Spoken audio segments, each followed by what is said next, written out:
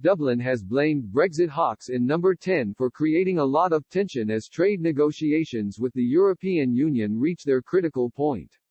Foreign Minister Simon Coveney claimed the move to overwrite the Northern Ireland Protocol in last year's divorce deal was orchestrated by former Vote Leave aides in Downing Street to prevent Prime Minister Boris Johnson from softening his position in the wrangling with Brussels. Despite the bloc's threat to walk away from the future relationship talks, Mr. Coveney insisted a free trade agreement could calm British nerves over state subsidies and customs procedures in the withdrawal agreement. The negotiations were going in a way that was building pressure on the British government to compromise on some things they had agreed to do, like agree with the EU a level playing field, so we'd have fair competition between the UK and EU markets, he said.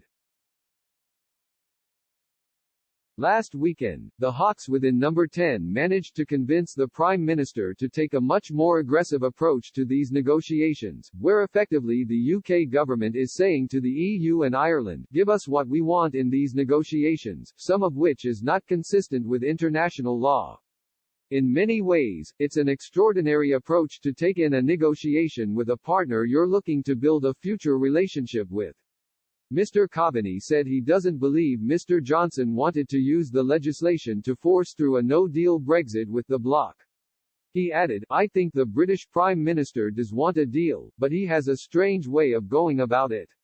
Informal trade talks will resume this week between Lord Frost, Britain's lead negotiator with the EU, and his counterpart Michel Barnier.